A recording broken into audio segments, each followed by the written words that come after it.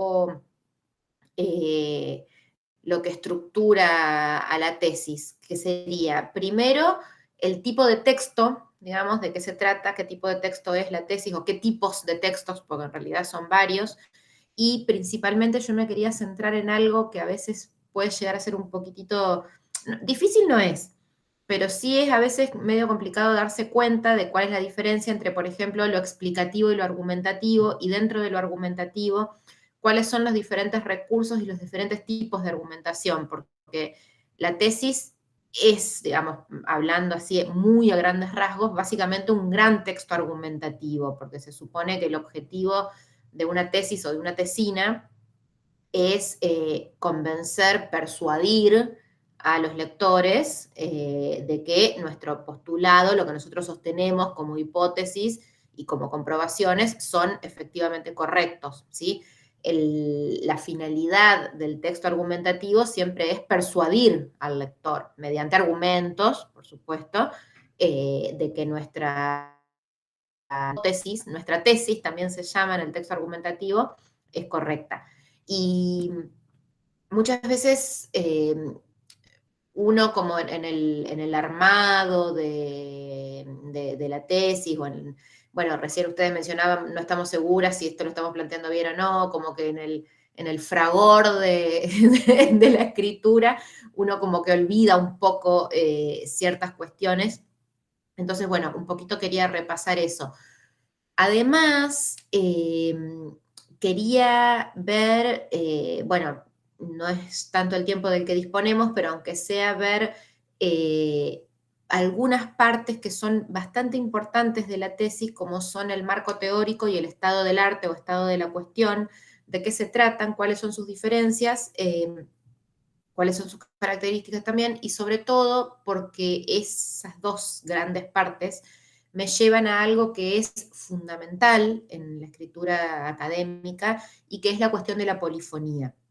La polifonía, que es la presencia de otras voces en nuestro texto. Porque ustedes saben que un texto académico, de cualquier naturaleza que sea, pero en particular como el que ustedes tienen que escribir, no es, digamos, no es lo mismo un texto de esa naturaleza que un texto que sea 100% personal, como, no sé, un ensayo, por ejemplo. Aunque el ensayo también suele tener otras voces, pero bueno, no tanto. En los textos académicos es un valor la presencia de las otras voces y es un problema cuando o no están presentes o están presentes incorrectamente, ¿sí? Entonces, bueno, yo quería focalizar un poco en eso, en el marco teórico y en el estado de la cuestión, o estado del arte, no sé cómo, cualquiera de las dos, digamos, de los dos nombres es correcto, no sé cómo le dicen ustedes. Pero sobre todo para enfocarnos en la cuestión, sí, de la presencia de las otras voces, que es lo que solemos conocer como citas o paráfrasis. Ahora vamos a ir viendo qué clase de citas existen, cómo se parafrasea, para llegar, si tenemos tiempo, y si no, yo esto igual se los puedo pasar, a las temidas normas de citación y de bibliografía que todo el mundo, hay hasta memes al respecto en el mundo académico que son muy cómicos sobre el tema de las normas APA, porque nadie nunca entiende, y es todo un lío, cómo hay que citar, cómo hay que consignar, cómo se arma la bibliografía, bueno. Es realmente a veces medio plomo esto, pero lamentablemente es algo que es importante y que hay que tenerlo en cuenta.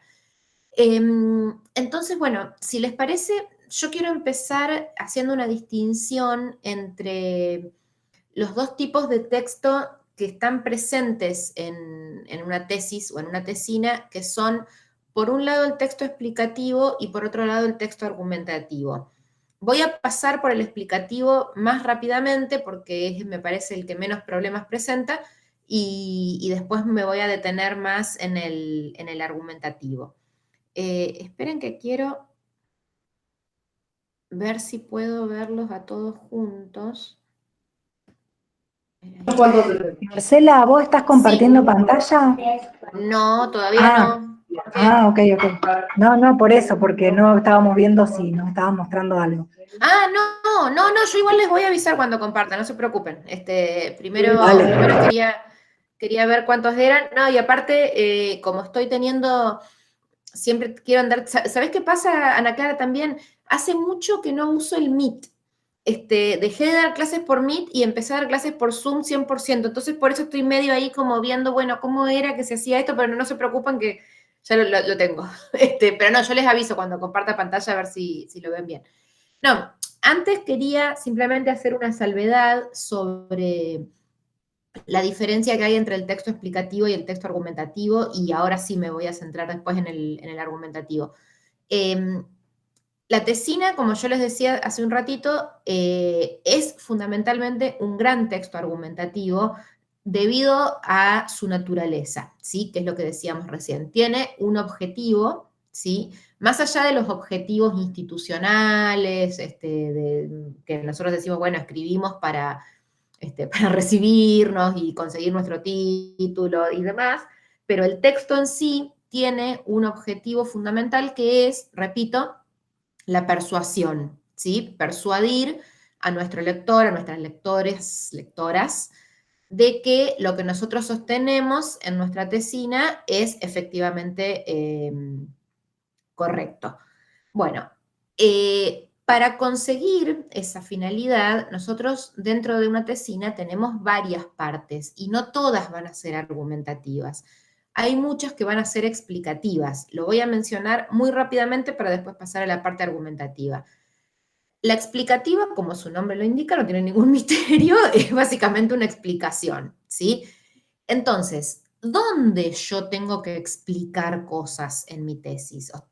Digamos, defino explicación muy rápidamente. Si un texto explicativo tiene una finalidad muy diferente de la argumentación, del texto argumentativo. El texto explicativo, como su nombre lo indica, lo que quiere hacer es lograr que el lector o los potenciales lectores comprendan algo, ¿sí? Que puede ser un concepto, que puede ser una elección, que puede ser una lista de conceptos, que por algo está la cuestión del marco teórico.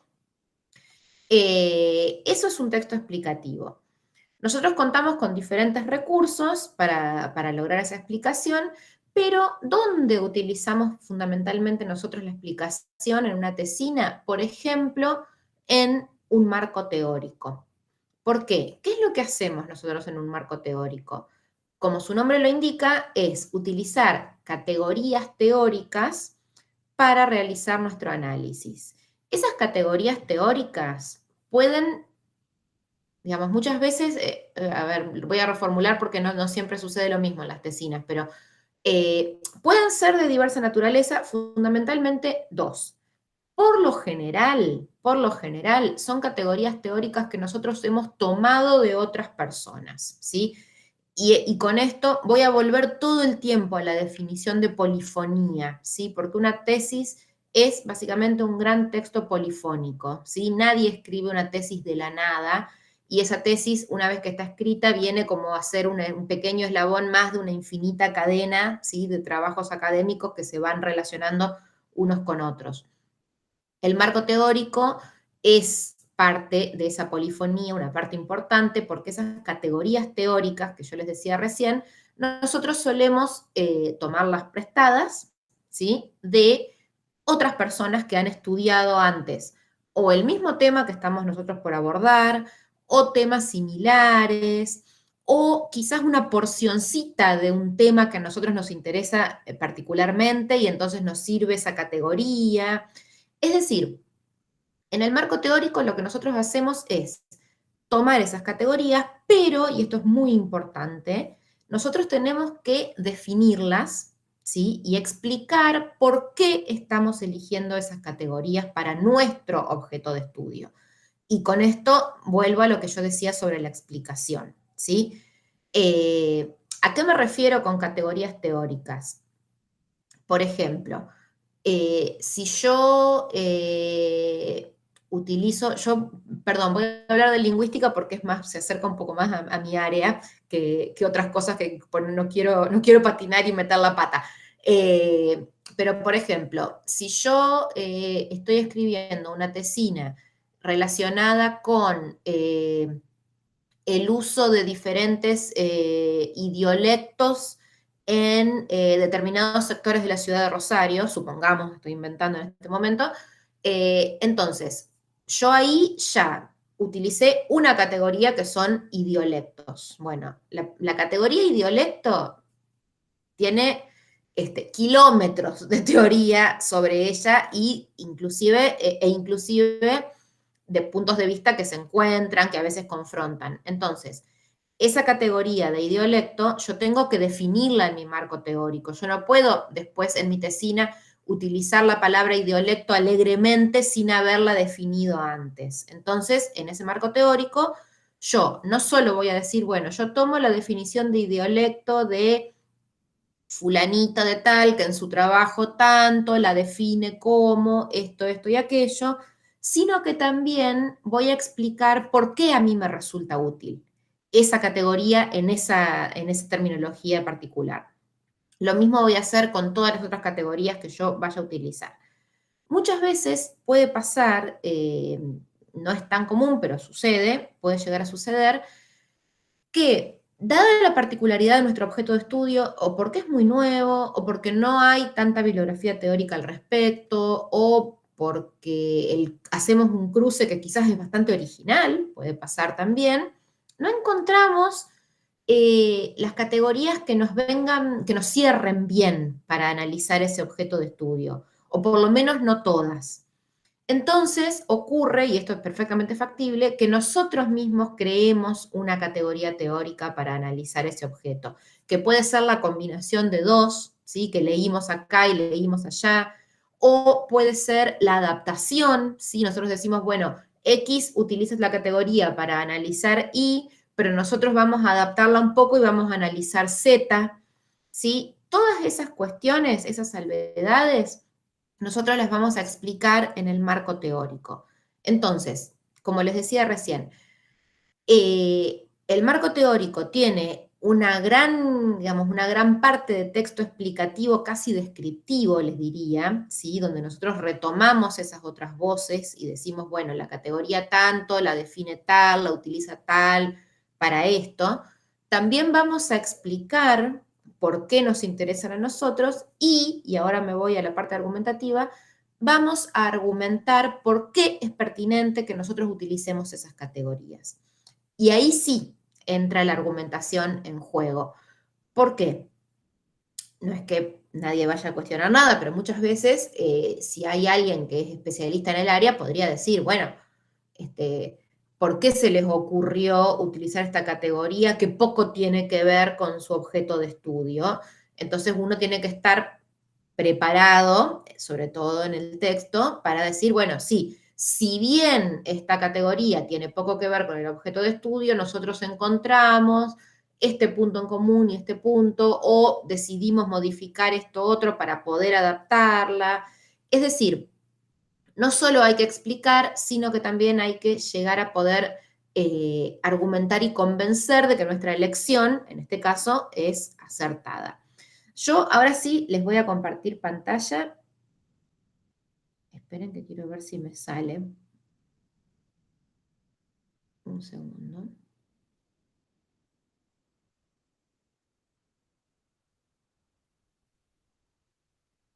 A ver.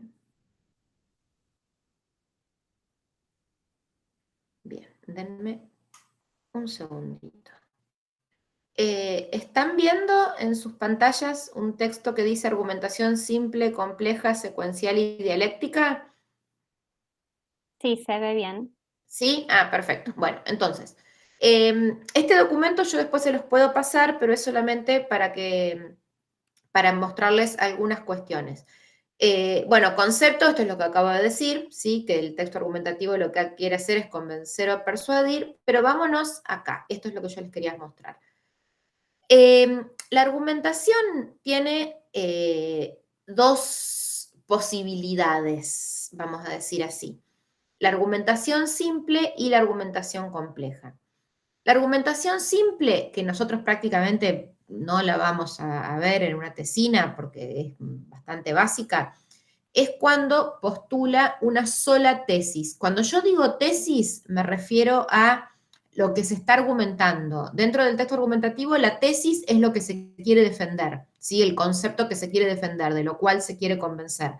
Un texto argumentativo se compone de la tesis más los argumentos, ¿sí? Los argumentos son los que defienden, ¿sí? O argumentan a favor de esa tesis.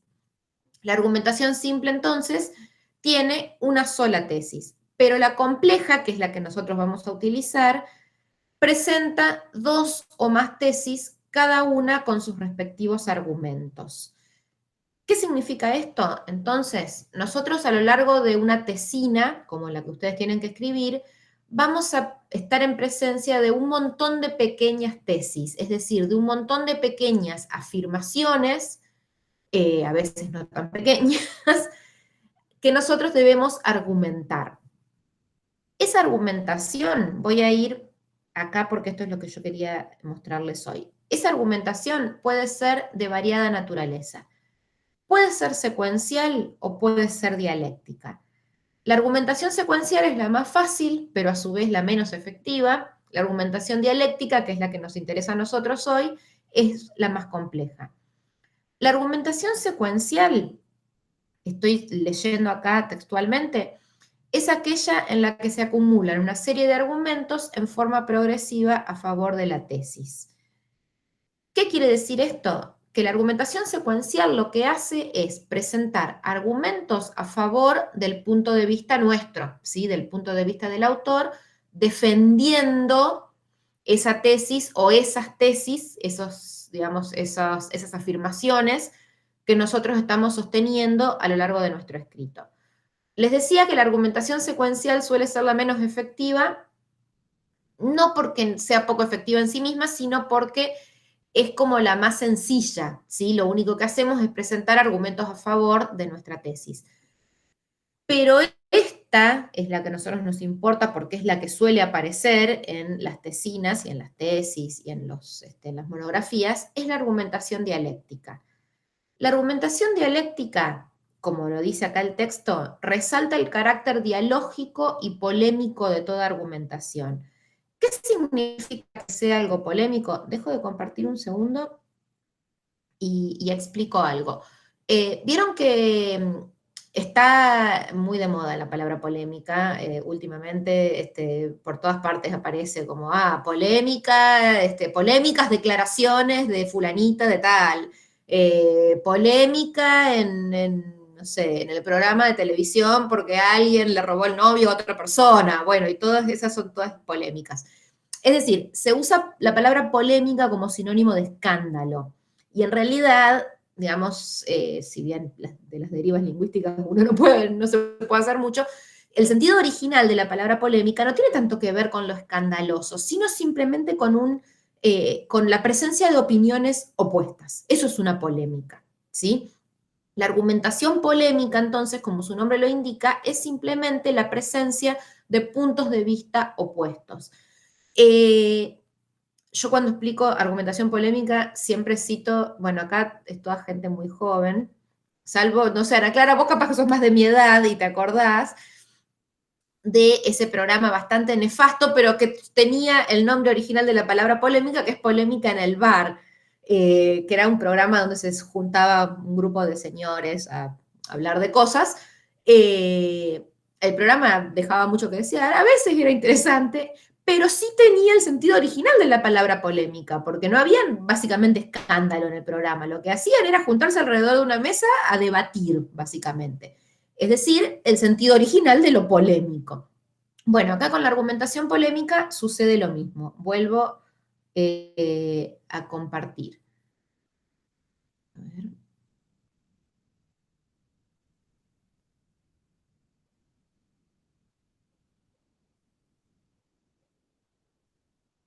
Bien.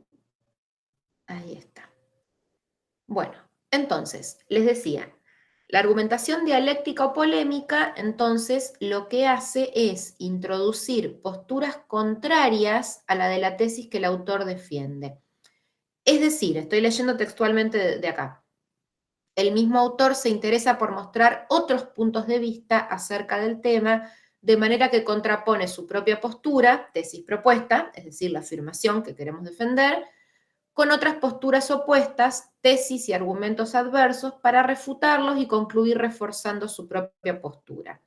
La inclusión de argumentos contrarios a la tesis de la que se parte, lejos de diluir la fuerza de la argumentación, significa una herramienta importante para el autor, que pretende desestimar esas razones, invalidarlas, lo que proyectará mayor valor a las que apuntalen la tesis propia. Esto lo voy a pasar rapidito, porque quiero pasar a otra cosa. Pero voy a explicar algo en relación a esto. Ahí está. Lo dejo ahí y vuelvo un cachito. ¿A qué nos referimos entonces con la argumentación dialéctica o polémica? A esto que leí recién textualmente. A la presencia inevitable de otras voces. Como les decía al principio, la polifonía es una cuestión básica en una tesina, en cualquier texto académico. ¿Sí? No existe un texto académico bien escrito si no está la presencia de las otras voces. Esas otras voces pueden estar presentes de diversa manera, ahora vamos a ver cómo, pero no siempre, y ahí viene la parte polémica o dialógica de lo argumentativo, no siempre van a ser voces que estén a favor de lo que nosotros sostenemos. ¿Por qué? Porque, no porque lo otro esté mal, pero porque una buena, digamos, un buen trabajo académico tiene que también tener en cuenta posibles objeciones. Y esas posibles objeciones tienen que estar presentes para que nosotros en el cuerpo mismo de la tesina podamos refutarlas. Para eso sirve la argumentación dialéctica o polémica. ¿De qué manera yo voy a incluir esas otras voces? Ahora lo vamos a ver en un segundo, pero básicamente por medio de citas o paráfrasis, ¿sí? Entonces, ¿para qué voy a incluir yo esas otras voces que aparentemente me contradicen? No para demostrar que estoy equivocado, porque sería medio extraño escribir una tesis en contra nuestro, sino para poder refutarlas, ¿sí? Y enriquecer con eso nuestra propuesta argumentativa. No es lo mismo querer persuadir, que decíamos hace un rato, es el objetivo de nuestra tesis, querer persuadir al lector diciendo solo cosas a favor de nuestras hipótesis, que querer persuadir al lector mencionando además algunas posibles objeciones a nuestras hipótesis y refutándolas ahí mismo, en el cuerpo de nuestro texto, ¿sí? Es mucho más efectivo como argumento, es mucho más enriquecedor, es mucho más, digamos, académicamente completo lo segundo que lo primero. Y para eso sirve la argumentación la argumentación dialéctica o polémica. Vuelvo un chiquitín. Yo le meto pata. Si alguien tiene dudas con respecto a lo que estoy diciendo, por favor interrúmpanme. Como está todo el mundo con la cámara apagada, no veo si están poniendo cara de no entiendo, si entiendo. Si alguien tiene dudas o no entendió algo de lo que dije, por favor prendan el micrófono y me interrumpen. No hay ningún problema. Vuelvo para que veamos una última cosita en relación con esto. Un segundito. Bien. Volvamos acá. Bien, entonces les decía, la argumentación dialéctica tiene estas características y nosotros tenemos tres tipos de estructuras que podemos utilizar y que se utilizan mucho en argumentación para dar ese tipo de texto argumentativo. La primera es la negación polémica, ¿sí? Que como su nombre lo indica, lo que hace es reaccionar, ¿sí? A una afirmación de un enunciador X. Es decir, nosotros retomamos la afirmación de alguien por medio de cita o paráfrasis, como decía recién, y vamos a negarla de alguna manera. Acá hay unos ejemplos un poco pavotes, ¿sí? De Felipe es inteligente, Felipe no es inteligente, es una tontería. Obviamente, dentro de una tesina la cosa es un poco más profunda y compleja, Pero básicamente una negación polémica consiste en eso, como su nombre lo indica, en negar. Negar argumentando, por supuesto, ¿sí? Yo no voy a decir, no, esto no es así, ¿por qué? Porque lo digo yo. No, o sea, se supone que estamos trabajando con textos argumentativos, por lo tanto, nuestra negación polémica tiene que sostenerse más luego en argumentos. Es decir, si yo niego una aseveración X de alguien, si yo digo que alguien está equivocado, bueno, tengo que explicar por qué, ¿sí? Y argumentar, mejor dicho, más que explicar, argumentar por qué yo sostengo que esa persona está equivocada. Pero las más interesantes son estas que vienen acá. La estructura adversativa, que es cuando utilizamos el no esto sino lo otro, o tal cosa pero tal otra, ¿sí? Son estructuras que son muy comunes y que están muy presentes en los textos académicos cuando queremos discutir, relativizar, refutar ciertas cuestiones. Acá tengo, de nuevo seguimos con el pobre Felipe, no sé, que me las agarré con el pobre Felipe acá. Felipe no es inteligente sino vago, Felipe es inteligente pero vago, ¿sí? Es decir, lo que yo hago con una estructura adversativa es de alguna manera restringir o discutir cierta afirmación anterior, ¿sí? De otra persona. Y por último, esta es la más interesante, la estructura concesiva, ¿sí? El aunque, el si bien. Concesiva viene, como su nombre lo indica, del verbo conceder, ¿sí? De dar. Es decir, yo le doy parte de la razón a esa persona cuya afirmación estoy citando, pero no toda, ¿sí? Para eso sirve la estructura concesiva. Entonces, dejo de compartir por un segundo. Tanto la negación polémica como la estructura adversativa, como la estructura concesiva, lo que son, y sus correspondientes conectores, ¿no es cierto? El no solo esto, sino lo otro, esto, pero también lo otro, aunque esto, lo otro, o si bien esto, esto otro, son, a ver, vamos a buscar un nombre adecuado, son como si fueran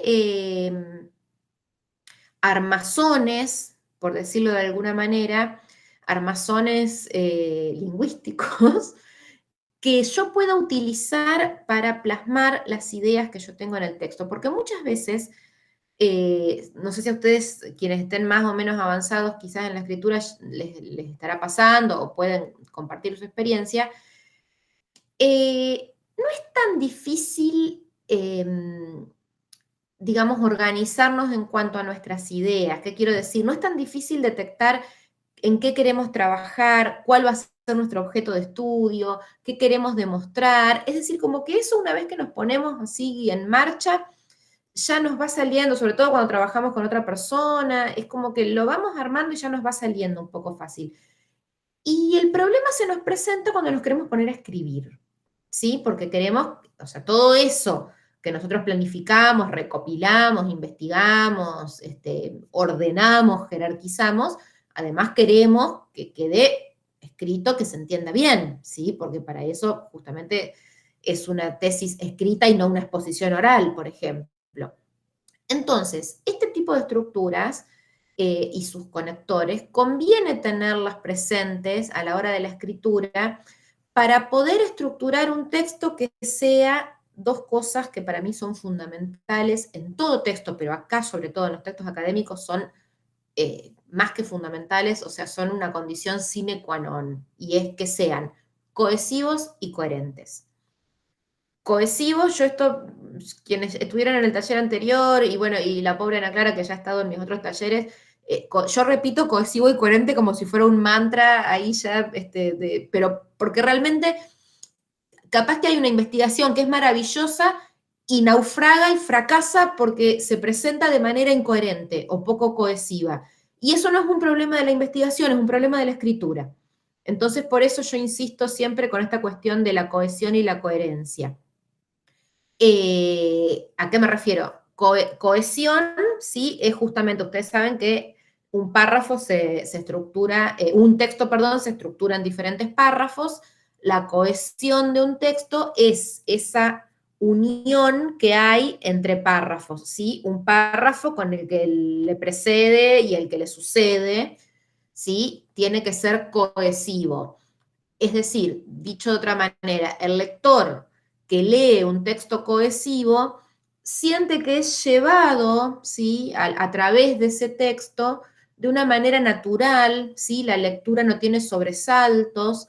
¿Por qué? Porque un párrafo se va enganchando con el otro, y para eso sirven, entre otras cosas, este tipo de estructuras, ¿sí?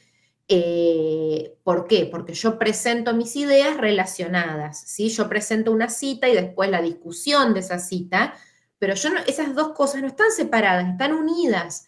Por ejemplo, por una estructura adversativa. Entonces yo digo, bueno, fulanito afirma esto, pero nosotros sostenemos tal otra cosa. Ese pero, esa cosita casi insignificante, es la que hace que uno discurra, uno lector me refiero, discurra a través de ese texto de manera fluida.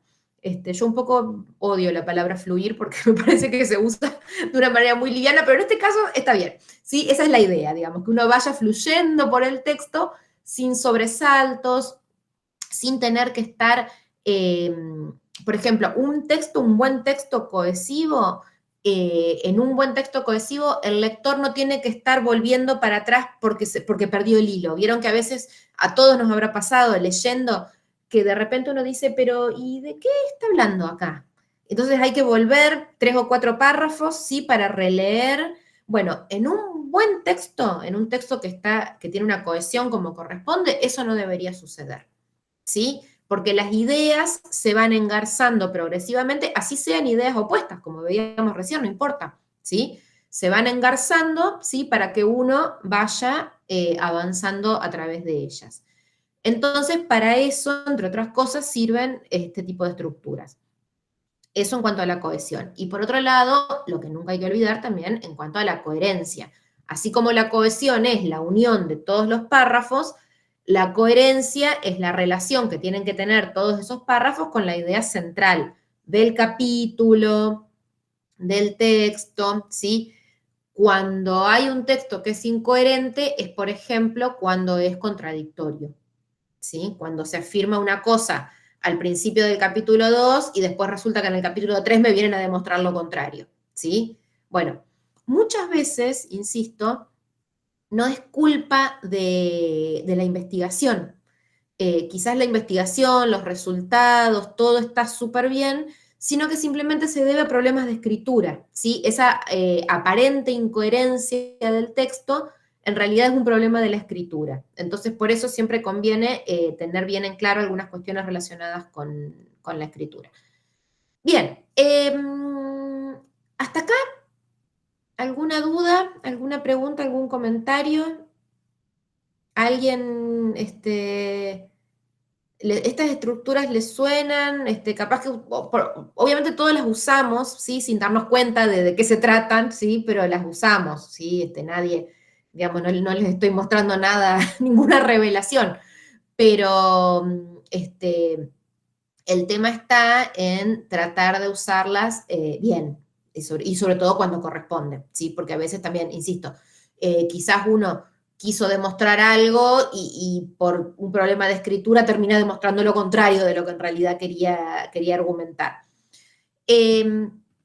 Voy a seguir un chiquitito más. Ustedes me disculpan un segundo, yo lo que voy a hacer es enchufar mi computadora porque me doy cuenta que me estoy quedando sin batería. Denme por favor un segundo. Tengo el enchufe acá al lado, así que no tengo ni que levantarme. Lo tendría que haber enchufado al principio. Un segundito, por favor.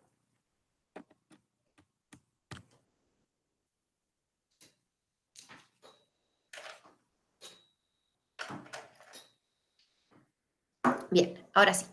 Entonces, les decía, esto en cuanto a cuestiones relacionadas con el tipo de texto, ¿sí? Fundamentalmente con la argumentación. Yo recién mencioné el marco teórico Y también quiero mencionar esa otra parte de la tesina, que es el estado de la cuestión o estado del arte. Esto yo creo que lo dije la vez pasada, pero yo suelo repetirme mucho, disculpen. El estado del arte o estado de la cuestión y el marco teórico son no solo fundamentales, o sea, yo me atrevo a decir, sin pecar de exagerada, que son casi más del 50% de una buena tesina. Es decir, un buen estado del arte y un buen marco teórico, fíjense cómo son de importantes. ¿Por qué digo esto? Yo dije al principio que los textos académicos son textos polifónicos. Y eso no es una, digamos, una nimiedad, no, todo lo contrario, es como el núcleo prácticamente de la escritura académica es la polifonía.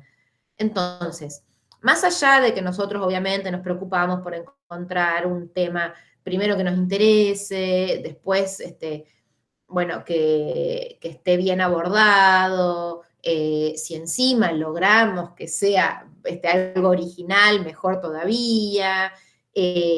Sin duda que esas son, digamos que son plus, son cuestiones, son valores que suman a una tesina.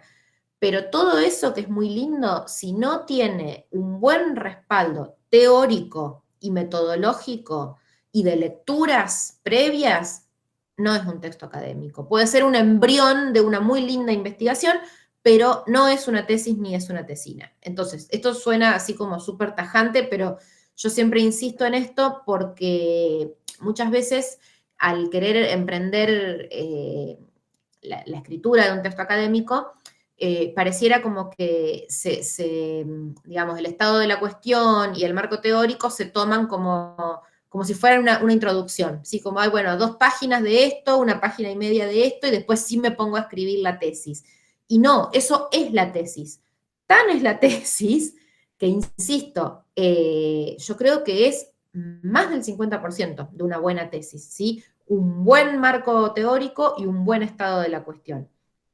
Tanto uno como el otro son, insisto, textos polifónicos, porque nosotros cuando presentamos una tesina, cuando escribimos una tesina, no solamente vamos a demostrar la investigación que hicimos, ¿sí? Que es lo que charlábamos recién, no solamente vamos a mostrar nuestras hipótesis y vamos a argumentar y vamos a demostrar que teníamos razón, que nuestras hipótesis efectivamente se vieron comprobadas, sino que además, y por eso es tan importante, nosotros vamos a demostrar que nosotros sabemos mucho, que leímos mucho y que sabemos utilizar esas lecturas para nuestro propósito, ¿sí?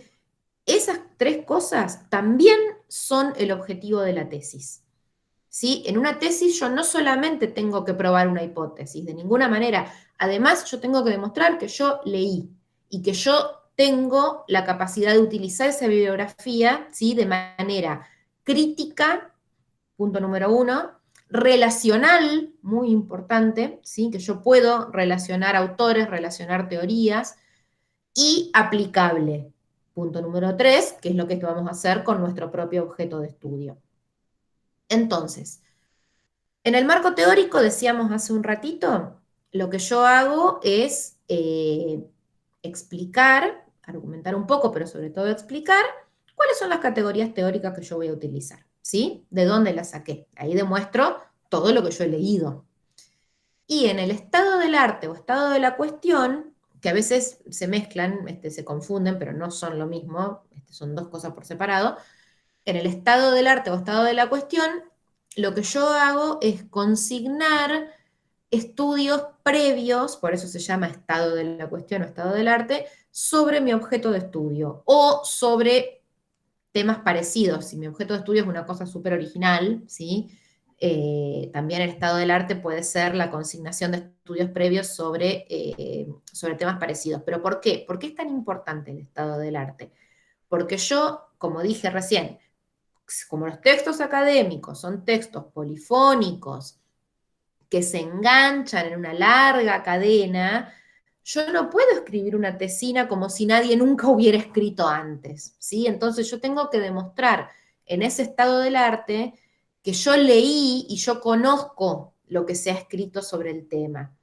Obviamente siempre hay que recortar, porque no, a veces es imposible leer todo, a veces por una cuestión de tiempo, a veces por una cuestión de extensión, a veces por una cuestión de facilidad de acceso.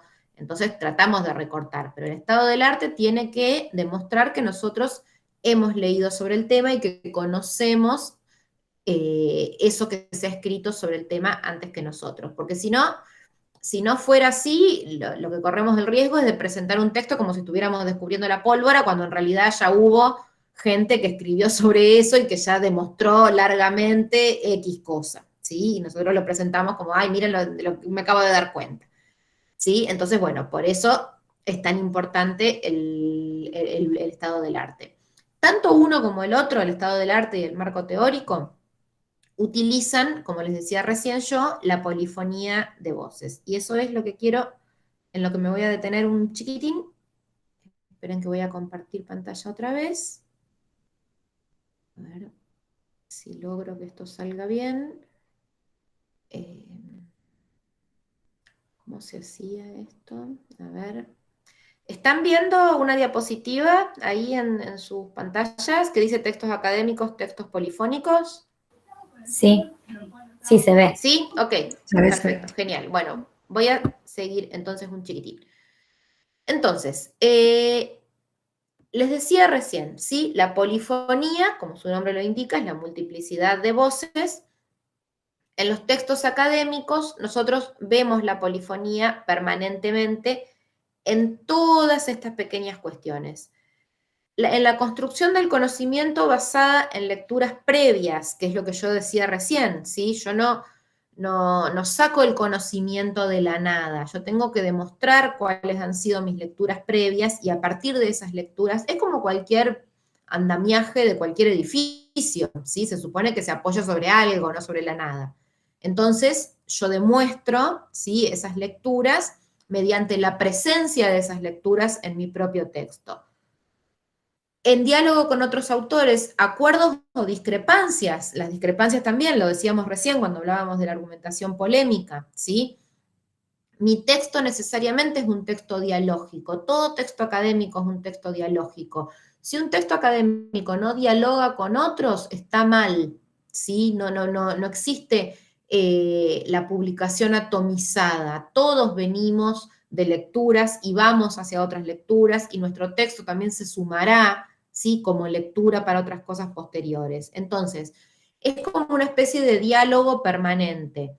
Ese diálogo tiene que estar reflejado, por más que uno no esté de acuerdo, insisto, a veces puede discrepar, como veíamos recién, pero tiene que aparecer en nuestro texto. ¿Cómo aparecen? Por medio de esas marcas. Citas directas, indirectas, paráfrasis, referencias, ahora me voy a detener un poco más en eso, y el uso de convenciones para demarcar las voces. Este uso de convenciones es lo que decíamos al principio cuando yo decía lo de la pesadilla de las normas APA o de cualquier otras normas, ¿sí? Que a veces son medio plomas, pero lamentablemente dentro del ámbito académico existen ciertas convenciones que no son más que acuerdos, ¿sí? Hay diferentes tipos de acuerdos, no quiere decir que haya unos mejores que otros. Para una disciplina X hay un acuerdo acerca de, bueno, consignar las voces ajenas de una manera, para otra disciplina de otra, ¿sí? Las normas APA son solamente una manera de consignar, ¿sí? Son una convención, pero bueno, una vez que, como todo acuerdo, digamos, en nuestra sociedad, una vez que se acordó algo hay que respetarlo. Entonces, vamos a ver cuáles son esas convenciones que se utilizan para demarcar las diferentes voces. A ver si... Ahí está. Bien, entonces, vamos a empezar con el tema de las citas. En el marco teórico y en el estado de la cuestión, vamos a utilizar mucho estos recursos, ¿sí? Porque son básicamente textos que retoman voces o postulados de otros. ¿Qué hacemos cuando citamos? Atribuimos, ¿sí? El conocimiento a otros, ¿sí? Mediante el uso de citas o referencias, que pueden ser textuales o pueden ser parafraseadas. Ahora vamos a ver la diferencia entre una y otra. pero lo que hago yo es tomar el conocimiento que han postulado otros, que han escrito otros, y servirme de él de alguna manera para mi texto. ¿Para qué sirve citar? Para demostrar que conocemos, lo que decíamos recién, ¿sí? Para demostrar que hemos leído, que estamos actualizados, ¿sí? Para eso sirve el estado de la cuestión, o estado del arte, ¿sí? Para demostrar que nosotros leímos y sabemos qué es lo que se viene escribiendo sobre nuestro tema, para permitir que el lector pueda verificar si lo que decimos es cierto. Esto es muy importante, y para eso sirven las famosas normas APA, ¿sí? No es que están puestas ahí porque sí, o cualquier otra norma de citación. Cuando un lector lee un texto académico, esas referencias tienen que servirle al lector o lectora para que pueda rápidamente ir al texto fuente que se está citando y decir, ah, bueno, pero a ver, acá fulanito está utilizando la categoría tal de Menganito. Bueno, yo hoy voy a ir a ver el libro de Menganito, a ver si esa categoría es tan así como él lo dice. Para eso sirven justamente las referencias, ¿sí? Para que los lectores puedan tener acceso a todos los otros autores que nosotros estamos citando. Dos tipos de citas. La cita directa o textual, ¿sí? Que es la repetición textual, como su nombre lo indica, es decir, literal de lo que se dice o de lo que escribió otra persona, y tiene una forma gráfica muy fácil de identificar, que son los verbos del decir, después vamos a ver cuáles son, los dos puntos y las comillas, ¿sí? Ustedes saben que cuando yo cito textualmente, cuando pongo entre comillas, tengo que ser muy estricto, ¿sí? Todo lo que está entre comillas no puede modificarse, pero ni una coma de lo que está entre comillas. Puedo sí elidir algunas partes utilizando esta marca que ustedes ven acá, que son los corchetes con los puntos suspensivos adentro, ¿sí? Si yo quiero, por ejemplo, no sé, de un párrafo entero, yo quiero citar solamente la primera parte y la última, y lo que está en el medio realmente no me interesaba tanto, puedo recortar ese párrafo y poner este símbolo para indicar que ahí hay otra cosa. Pero de lo que sí pongo... Disculpa, sí, me parece que no se está viendo eso de los corchetes, o no sé si se me tildó a mí. ¿están viendo una pantalla que dice tipos de citas? No, dice textos académicos y textos polifónicos. Ah, entonces, a ver, esperen un segundo. Capaz que se tildó el PowerPoint. Esperen que vuelva a compartir. Denme un segundito.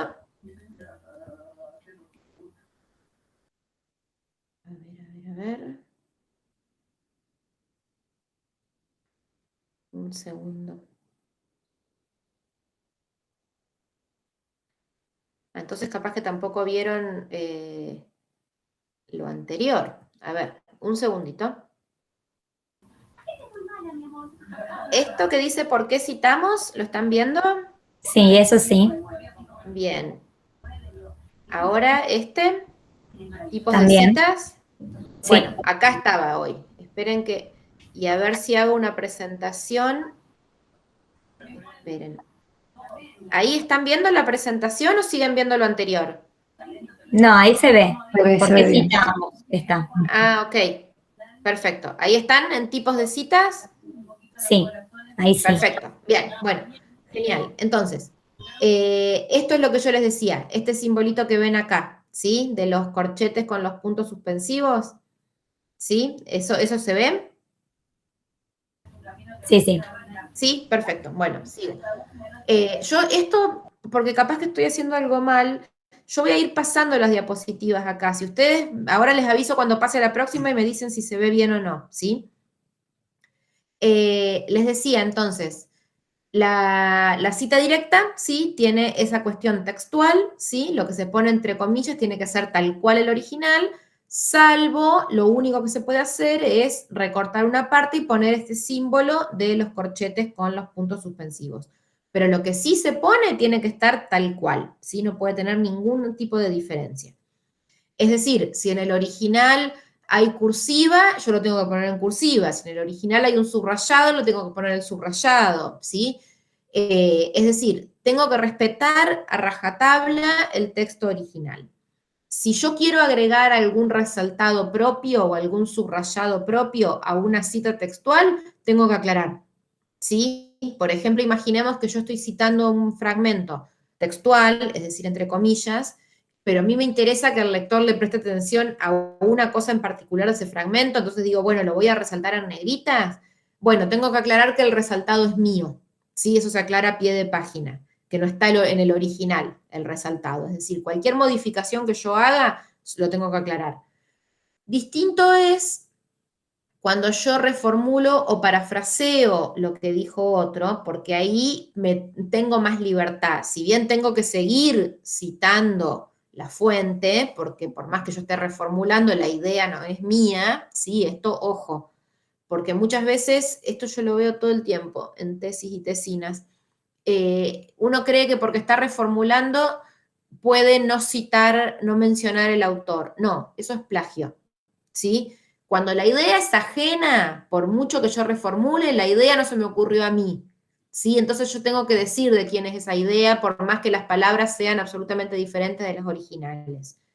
Esa reformulación, entonces, lo que hace es citar al autor, pero con otro tipo de palabras que pueden ser propias, pero la idea sigue siendo del autor, y yo ese autor lo tengo que mencionar, ¿sí? No puedo utilizar su idea sin mencionarlo. Paso a la próxima. ¿Se ve esta donde dice cita directa?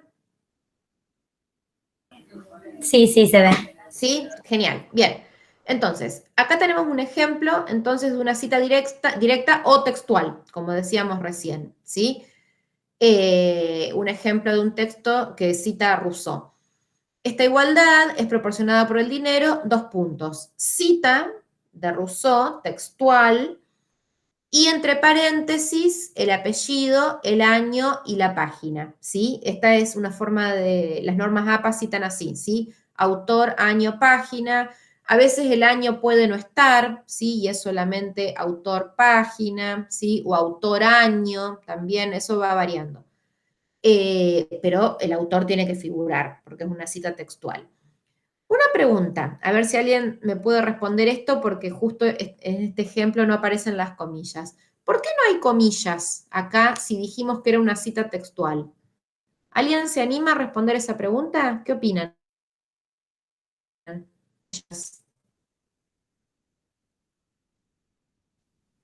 Yo creo que el formato, al estar como un párrafo aparte, que cambia el tamaño de la letra, y bueno, al tener el autor atrás, como que eso ya da Sí, cuenta de una cita textual de más de 40 palabras, era, que cuando era con efectivamente, ahí sí iba con comillas. exactamente, sí. En todo lo que dijiste tenés razón, menos en lo del autor atrás. Ah, Cuando es una cita de menos de 40 palabras, igual el autor está, pero ahí sí lleva comillas. Pero sí bien, tenés razón en que el formato nos permite prescindir de las comillas, ¿sí? Es una cita larga, entonces está en un tipo más chico, un tipo de letra más chico, está separada del cuerpo del párrafo, fíjense que arriba y abajo está separada, y tiene un margen un poquito mayor, un margen izquierdo un poquito mayor. Entonces, eso nos permite prescindir de las comillas, por más que sea una cita textual. El autor está igual, ¿sí? Tanto en un caso como en el otro. Ahora lo vamos a ver, pero sí prescindimos de las comillas. Lo cual no quiere decir que uno pueda modificar algo. Esta cita sigue siendo una cita textual y nosotros no podemos cambiar nada de lo que dice. Vamos a ver otro ejemplo. ¿Se ve acá donde dice cita indirecta? sí, ahí se ve. ¿Sí? Perfecto. Bien. Fíjense la diferencia, cita indirecta o paráfrasis, ¿no? Estamos reformulando, parafraseando. Aunque el dinero no tiene valor intrínseco, Rousseau argumenta que en cada lugar adquiere valor real a través de convenciones tácitas. Esta convención define el objeto que se convierte en medio general de cambio y su valor positivo. Rousseau, 1969, página 279. Fíjense que yo acá no pongo comillas porque yo lo estoy parafraseando, ¿sí? Yo estoy retomando la idea de Rousseau en cuanto al valor del dinero, pero no lo estoy citando textualmente. De todos modos, el autor tiene que estar, ¿sí? Fíjense que acá lo tenemos al principio, en Rousseau argumenta que en cada lugar, etcétera, etcétera, pero cuando termina, ¿sí? también lo volvemos a tener, entre paréntesis, Rousseau, 1969, página 279. Acá quizás podríamos poner entre paréntesis solamente el año y la página, ¿sí? Pero conviene volver a poner el autor por las dudas. Lo que sí a veces puede no estar cuando parafraseamos, como en este caso, es la página. ¿Pero por qué? No porque no corresponda ponerla, sino porque a veces no se puede, porque nosotros estamos parafraseando a tal punto una idea que no es que aparece en el original en una sola página, ¿sí? Sino que es un concepto que quizás Rousseau desarrolló a lo largo de 4 o 5 páginas del libro, y no las vamos a poner a todas. Entonces a veces ponemos simplemente Rousseau 1969, ¿sí? Pero a esto me refería yo cuando decía lo de que por más que no estemos citando textualmente, por más que sea una paráfrasis, el nombre del autor tiene que estar, ¿sí? Si yo pongo el poder de compra real del dinero varía de acuerdo con la abundancia o la escasez, etcétera, y no pongo que esa idea es de Rousseau, lo que estoy haciendo es un plagio, ¿sí? Por más que yo no lo esté citando textualmente. Entonces, el autor tiene que estar siempre, el autor y la obra, obviamente, en una paráfrasis.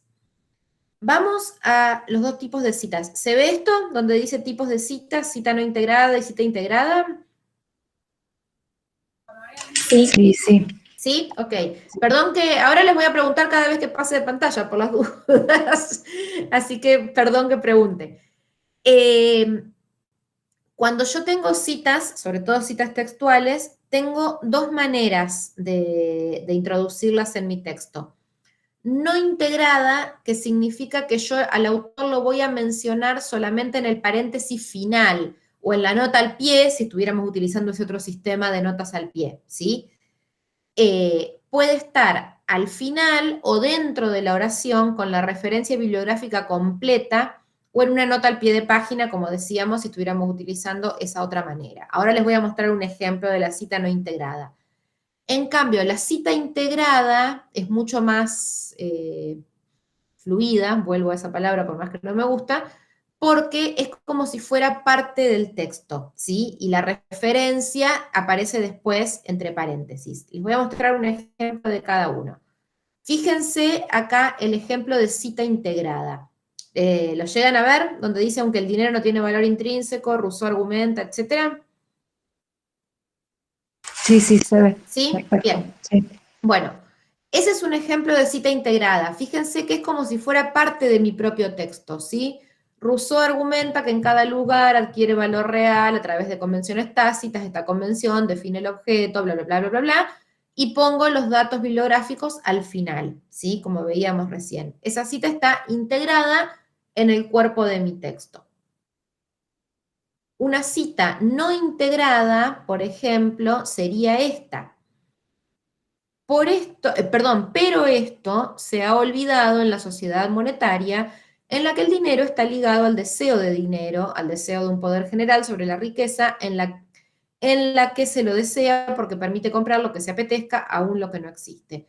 Por ello el dinero lleva a una acumulación sin fin, los seres humanos han intentado acumularlo desde que se empezó a utilizar.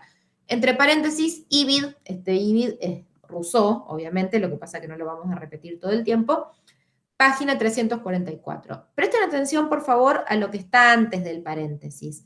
Fíjense que desde que arrancó este párrafo, desde el pero hasta este paréntesis, Rousseau no fue mencionado en ningún momento. ¿Sí? ¿Dónde es mencionado? Solamente acá, en este Ibid, ¿sí? Que es Rousseau, lo que pasa es que está recortado acá, por eso no se ve lo anterior, pero es Rousseau. Esa es una cita no integrada. Yo no puse el nombre de Rousseau en mi propio texto, sino que me limito a ponerlo entre paréntesis como información bibliográfica. ¿Sí? Y lo mismo sucede si seguimos leyendo. ¿Sí? Este afán de dinero produjo la primera desigualdad que debido a la diferencia de talentos, etcétera, etcétera, etcétera. Y entre paréntesis, Ibid, que es Rousseau, de nuevo. ¿Sí? En ningún momento de este párrafo dentro de mi texto, es decir, integrado a mi texto, aparece Rousseau. Va a aparecer solamente consignado como información bibliográfica en esos paréntesis. Esperen, voy a dejar de compartir un segundito para preguntar. ¿Hasta acá esto se entiende? la diferencia entre cita textual y paráfrasis, integrada y no integrada. ¿Alguien tiene alguna duda con respecto a esto? Yo este PowerPoint igual se los paso junto con todo lo demás en una carpetita primorosa, pero pregunto hasta ahora.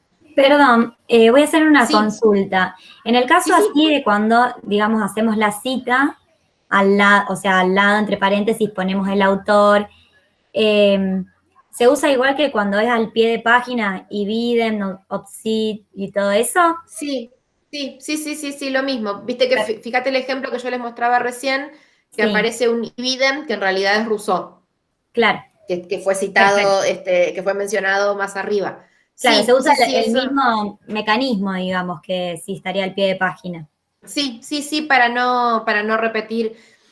Es raro que uno esté, pero puede pasar que uno esté citando mucho a un autor. Ojo porque el ibidem es el inmediatamente anterior, ¿eh? Si estás citando dos distintos y por ahí te confundís y decís ibidem porque era el primero, se hace un lío Claro, bárbaro. sí, ahí ya se hace un lío.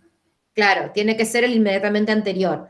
Ibidem también se puede utilizar cuando es, obsid, cuando estás citando dos ideas distintas, pero que aparecen, por ejemplo, en una misma obra o en una misma página. Ahí podés poner, por ejemplo, Rousseau, 1969, página 35, y después abajo Rousseau, obsid, directamente, porque total es la misma edición y la misma página. Claro. Como para no repetir. Pero sí, eso se usa igual. Bueno, gracias. De nada. Vuelvo un chiquitín más a compartir el PowerPoint. A ver. Ahí están viendo en la pantalla una pantallita que dice verbos de decir. Sí, se ve. Sí, bien, perfecto. Bueno, esto, fíjense la cantidad tremenda que hay para no repetir el verbo decir. Que aparte el verbo decir es bastante coloquial, no es que esté prohibido, pero normalmente cuando citamos no queda muy bien decir fulanito dice, porque en realidad los textos, qué sé yo, no sé si podríamos decir que dicen o que no dicen, como que quizás es mejor utilizar otro tipo de verbos de decir. Los verbos de decir, o llamados de otra manera verbos de lengua, ¿sí? Son los que están relacionados, como su nombre lo indica, con el decir. Fíjense la cantidad que podemos utilizar según corresponda y lo que querramos expresar. Aclarar, afirmar, alegar, apoyar, apuntar, asegurar, aseverar, considerar, declarar, manifestar, plantear, criticar, cuestionar, ¿sí? Acuérdense de que también podíamos citar personas con las que no estemos de acuerdo o citar personas que critican a otras, ¿sí? Negar, polemizar, rechazar, fundamentar, proponer, sostener, admitir, ratificar, señalar, subrayar, ¿sí? Hay un montonazo de verbos que podemos utilizar cuando queremos citar, ya sea textualmente o por paráfrasis, para no estar diciendo todo el tiempo, decir, fulanito dice, fulanito dice, fulanito dice. Esto es útil para tenerlo en cuenta. Esto otro, yo acá les puse 4 ejemplos para que vean también diferentes maneras, porque otra cosa, esto dejo de compartir, así hago una salvedad, esto es algo que no tiene necesariamente que ver con la corrección o incorrección en la escritura, pero sí con la fluidez en la lectura. Obviamente que cuando uno está escribiendo no se va a poner a tener esas consideraciones, pero un texto escrito de manera legible, un lector siempre agradece un texto así. Que sea fácil de leer, ¿sí? Lo cual no está reñido con la profundidad del planteo, para nada, ¿sí? Uno puede estar haciendo un planteo teórico absolutamente profundo, variado, bien fundamentado, escrito de una manera simple, ¿sí? Esta frase yo siempre la digo también y me repito y me reitero, pero yo estoy absolutamente en contra de esa gente que académicamente, ¿vieron esa famosa frase de agitar el charco para que parezca profundo? Bueno, eso, que son textos floridos, rimbombantes, barrocos, que leerlos a veces es un dolor de cabeza, pero el planteo teórico no es gran cosa, no siempre así, ojo, hay gente que escribe florido y además tiene buenos planteos, pero el lector siempre agradece algo bien escrito y escrito de manera simple y fácil de leer. ¿Por qué digo esto? Porque hay algo que atenta contra nuestra tesis y es muchas veces la monotonía en la escritura. Por ejemplo, les voy a dar un ejemplo, total, no voy a dar nombres, ni voy a decir quién, ni de qué carrera, ni nadie, pero hasta la semana pasada estuve corrigiendo una tesis de doctorado que estaba escrita maravillosamente bien, pero tenía un problema y es que el autor caía una y otra vez en la misma muletilla, ¿sí? Es decir, como así también tal cosa. Entonces, pero obviamente sin darse cuenta, vieron que uno cuando habla no se da cuenta de las muletillas que utiliza y muchas veces cuando escribe tampoco. Entonces, cada párrafo y medio, la estructura era tal cosa como así también tal otra, y tal cosa como así también tal otra, y así de manera permanente, permanente, permanente. Bueno, eso hace que el texto sea repetitivo, reiterativo, que es decir lo mismo, y aburrido, al fin de cuentas. O sea, como que uno como lector, cuando llega al, imagínense aparte una tesis de doctorado, 400 páginas mínimo, cuando llega a la página 150 del como así también, ya no quiere saber más nada con el como así también. Este es un ejemplo muy pavote que estoy dando, pero con el marco teórico y con el estado de la cuestión, como básicamente lo que hacemos en su mayor, digamos, en su mayor porcentaje es citar o parafrasear, hay que tener mucho ojo de no ser monótonos, es decir, de no repetir una y otra vez la misma estructura, ¿sí? Por ejemplo, podría ser un ejemplo, el autor sostiene que, cita, y nosotros utilizamos tal cosa porque bla, bla, bla, bla. Después, fulanito sostiene que, cita de nuevo, y nosotros, bla, bla, bla. ¿Me explico? Como que sea siempre, por más que estemos citando a diferentes autores, el hecho de utilizar siempre la misma estructura hace que tarde o temprano ese texto se vuelva monótono. Y eso es un riesgo porque, aunque ustedes no lo crean, muchas veces hay tesis, insisto, que son buenas tesis, pero que quizás no logran comunicar bien su objetivo porque están escritas de manera monótona, reiterativa, ¿sí? Que leerlas a veces es un dolor de cabeza. ¿Vieron cuando uno...? Porque la atención se va, ¿sí? O sea, mantener la atención del lector es toda una proeza. A todos nos pasa cuando leemos textos teóricos. ¿Vieron cuando uno, les debe haber pasado, de repente se da cuenta que avanzó como 3 párrafos, pero que su cabeza en realidad estaba en otra parte? Les ha pasado que uno dice, pucha, leí 3 párrafos, pero no entiendo qué fue lo que leí porque en realidad no leí. O sea, mis ojos discurrieron por las líneas, pero yo estaba pensando en otra cosa. Bueno, eso es un problema, porque nosotros queremos que nuestra tesis, digamos, que no suceda eso con nuestra tesis. Entonces, para eso sirve esto que yo les mostraba recién, esperen que vuelvo, de ir variando un poco. Ahí ven la pantalla que dice más cerca de la cita, más lejos de la cita, el autor afirma, etcétera, etcétera. ¿Se ve eso? Sí. Sí, bien, genial. Entonces, como vamos a estar citando mucho, conviene ir variando, ¿sí? Fíjense que yo acá puse 4 ejemplos distintos de cita, discurso directo, cita, discurso indirecto y reformulación. Más cerca de la cita significa más textual, ¿sí? Más literal. Más lejos de la cita, más producción propia, si bien la idea sigue siendo ajena, ¿sí? Fíjense, en cita discurso directo yo puse, el autor afirma que la clave de la evolución es la selección natural, Moledo, 1997, página 2. Según Moledo, 1997, página 2, la clave de la evolución es la selección natural. 2 opciones. Tercera opción, discurso indirecto. El autor afirma que el factor central de la evolución es la selección natural, Moledo, 1997. O directamente reformulación. Moledo afirma que el factor central del evolucionismo es la selección natural. Ninguna está bien ni mal, son todas posibilidades, son todas opciones, pero conviene ir alternándolas, ¿sí? Por esto que yo les decía, para no cometer el error de que nuestro texto sea reiterativo, repetitivo, y que tengamos siempre lo mismo, siempre el mismo tipo de cita, ¿sí? Entonces, como en el marco teórico y en el estado de la cuestión vamos a estar citando mucho, ¿sí? Entonces conviene tener en cuenta esto para ir variando la manera en la que incorporamos esas otras voces para que no sea aburrido ni monótono leerlos. Esta es otra cosa que también podemos pensar. ¿Están viendo esto donde dice coincidencia, posición neutral y discrepancia? Sí, Marce. Sí, bien. Sí. Entonces, ¿qué verbo utilizamos según lo que nosotros querramos manifestar con respecto a esa voz que estamos incorporando? ¿Coincidimos con lo que estamos citando? Demuestra, descubre, revela, detecta, etc. No nos viene digamos, ni fu ni fa. Plantea, señala, afirma, explica, sostiene, etc.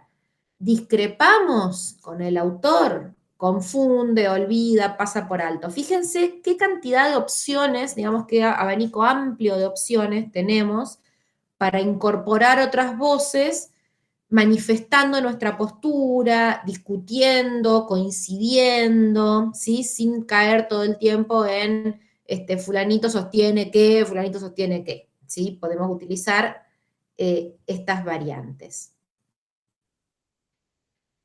Bueno, esto en realidad vamos a pasarlo porque ya lo... Esperen que dejo de compartir. Eso ya lo mencioné. Bien, pregunto, porque quiero mostrarles una cosa más, pero antes consulto. ¿Hasta acá alguna duda, algo que no haya quedado claro? Yo por ahí voy demasiado rápido, ustedes me dicen. La idea es... Yo tengo una duda. Sí, Ay, perdón. Milagros, decime. En Sí, cita decime. indirecta. Bueno. En cita indirecta, bueno, yo estoy haciendo el marco teórico y estoy poniendo las notas al pie, digamos. ¿En cita indirecta también se necesita poner una nota al pie? Sí, claro.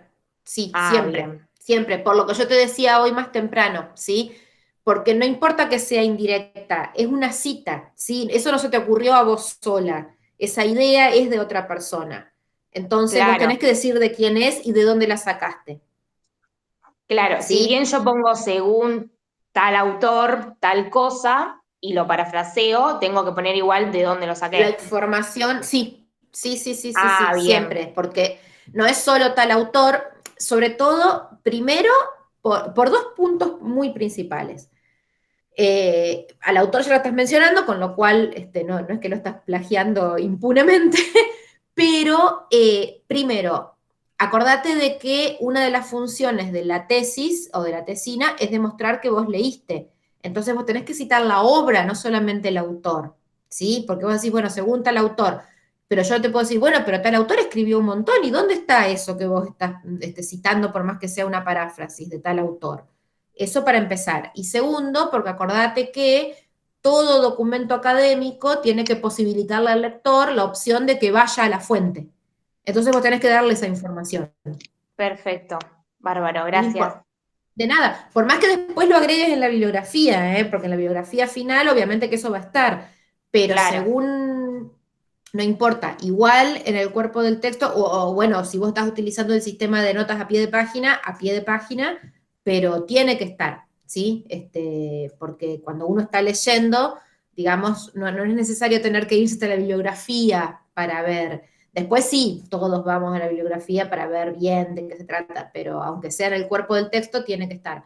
Y aparte porque si vos estás utilizando el sistema de notas, que es la forma francesa, la información está siempre al pie de página, que es diferente Perfecto. al de las normas APA, que te ponen solamente el año y la página, entre paréntesis. Y en todo caso el título del libro está al final, ¿sí? En la bibliografía. Claro, porque yo Pero estaba sí. citando en realidad cuando era todo directo, cuando lo ponía entre comillas, no sabía esto que es Claro, no, buen sí, dato. tiene que estar, tiene que estar Bien. también. Lo que muchas veces no está en el cuerpo del texto, pero porque vos no lo mencionaste, es la bibliografía consultada, que sí aparece en la bibliografía final. Vieron que muchas veces uno lee mucho para escribir una tesis, o sea, muchísimo.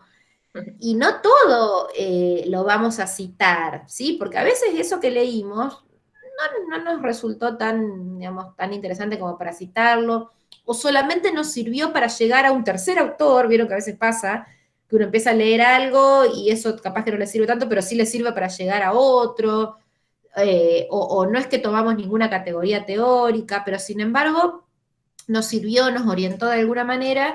No es necesario consignarlo en el cuerpo del texto, porque no lo estamos nombrando, básicamente, pero sí podemos ponerlo en bibliografía consultada, al final, ¿sí? Vieron que a veces depende la clase de texto, de tesis, uno puede poner fuentes, bibliografía citada y bibliografía consultada en la bibliografía final. Bueno, la bibliografía consultada sería esa, justamente, la que sí leímos, pero no citamos, de ninguna manera, ni parafraseada. Eso sí, puede ser, pero no, cuando es una cita indirecta, sí o sí tiene que estar esa información. Perfecto, ¿Alguna gracias. otra, de nada, alguna otra duda, alguna otra pregunta con respecto a este tema de las citas? Sí, yo te quería hacer una consulta. Creo que Sí. ya lo habíamos consultado, pero bueno, por las dudas. Vamos, de En nuevo. nuestro caso, el marco teórico incluye cosas de anatomía, fisiología, neurología, que fueron todas parafraseadas, o sea, nunca pusimos el autor por esto también, que fue de varios libros, fue una escritura propia, pero igualmente es necesario poner en el cuerpo la cita, porque esto, qué sé yo, Depende. no sé qué nervio inerva tal estructura, figura en todos los libros y como que no es una eso opinión no. personal del autor, sino que es como generalidades No, igual, de... ojo, no, a ver, dos cosas distintas. Ajá, Las categorías teóricas son categorías de análisis, si no son definiciones. A ver, voy a decir una bestialidad, ustedes discúlpenme, porque yo, esto que vos decís de nervios y etcétera, yo estudié letras, por lo tanto no tengo ni claro, idea. sí. Así que perdónenme por la bestialidad que estoy a punto No, de por decir. favor. A ver, ¿cómo funciona el corazón, por ejemplo, con sus aurículas y sus ventrículos y etcétera? No es, creo, me parece, por eso digo, perdón si estoy por decir una bestialidad, no hay mucho tema de discusión al respecto. O por ejemplo, a ver, el corazón tiene, ay, ahora tengo miedo de decir una barbaridad, 2 aurículas y 2 ventrículos, ¿estoy diciendo bien? Sí, Sí, ¿no es cierto? igualmente de Creo que corazón sí. nosotros también lo básico, No, ya lo así sé, que no. ya lo sé, pero se supone Sí, que eso es sí, algo que tenemos que saber todos, por más que no sí, estudiemos sí. medicina. Pero bueno, entonces, el corazón tiene 2 aurículas y 2 ventrículos, salvo alguna enfermedad. Eso no es materia de discusión teórica, digamos, Claro. ¿sí? Entonces, por supuesto que cuando son cosas como esas no necesitas, digamos, decir, Ah, bien. ay, yo lo saqué de anatomía tal, porque en todos los libros de anatomía va a decir básicamente lo mismo.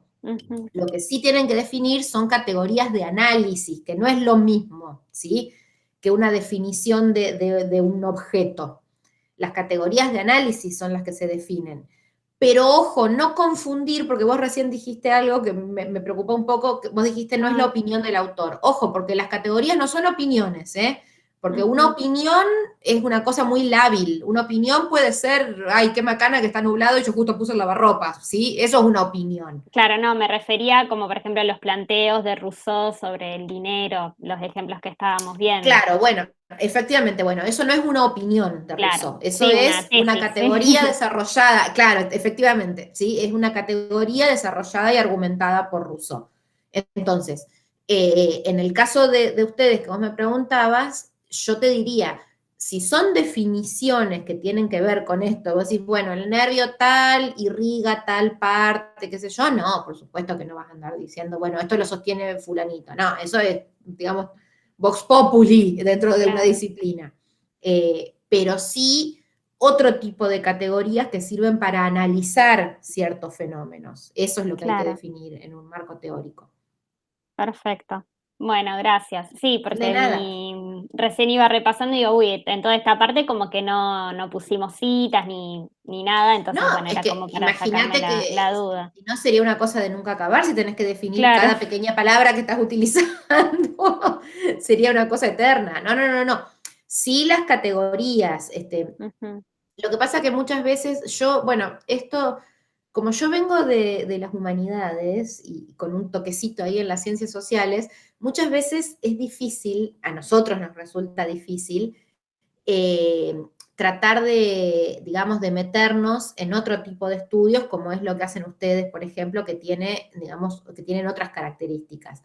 Porque imagínense que para mí, las tesis, las dos que yo escribí, y con las que he trabajado dentro de mi área, son todas súper teóricas, porque no hay prácticamente casi ninguna aplicación práctica de la literatura.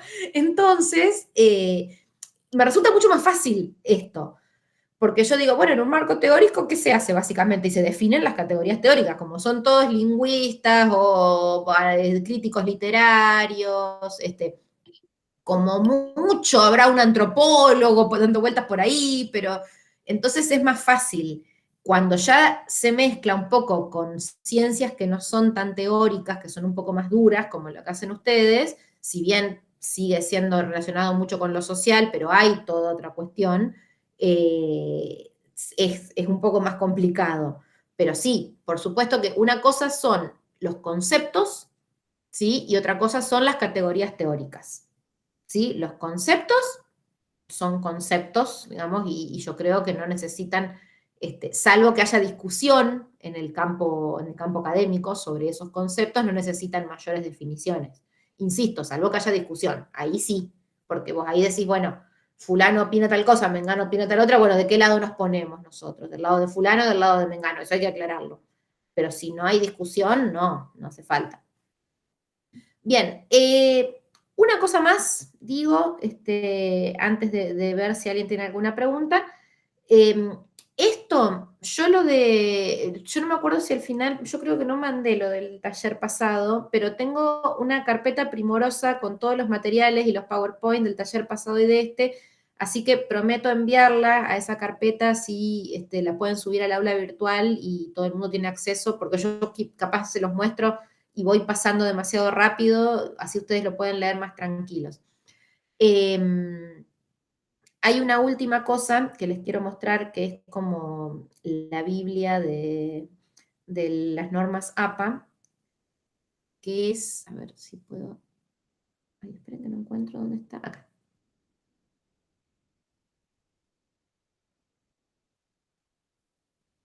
A ver si puedo mostrarles. Un segundo.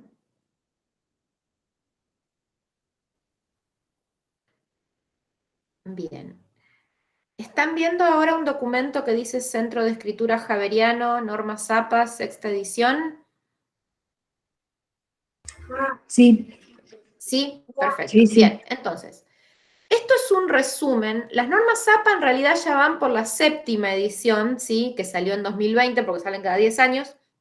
La sexta edición es de 2010, pero la diferencia que hay entre la sexta y la séptima son cosas mínimas. Ahora les voy a mostrar qué, pero realmente son cosas súper mínimas.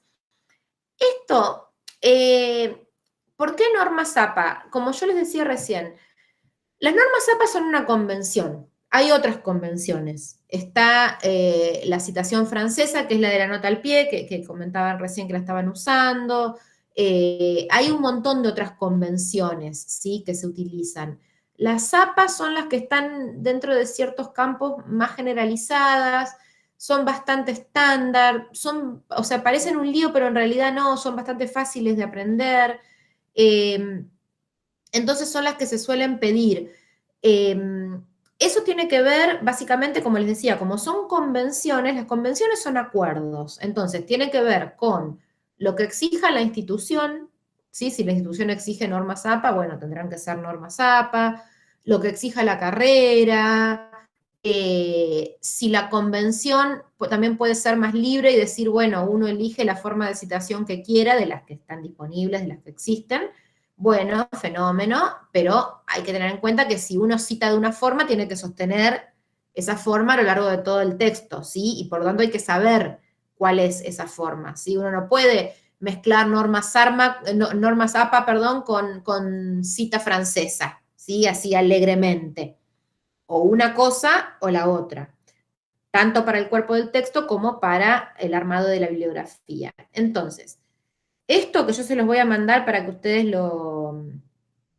lo lean, es, por ejemplo, fíjense, tiene de todo. ¿Cómo jerarquizar los títulos? Vieron que nosotros en una tesis solemos tener títulos, subtítulos, etcétera. Bueno, cómo los jerarquizamos, ¿sí? Con negrita, si va con punto final, si no va con punto final.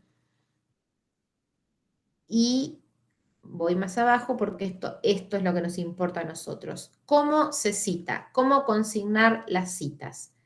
Fíjense que acá está lo que charlábamos hoy al principio, cuando la cita textual tiene menos de 40 palabras, cuando tiene más. Entonces, fíjense, acá hay un ejemplo de una cita de menos de 40 palabras basada en el autor. ¿Qué significa basada en el autor? Que se lo menciona al principio, ¿sí? Entonces, fíjense el ejemplo que tengo yo acá.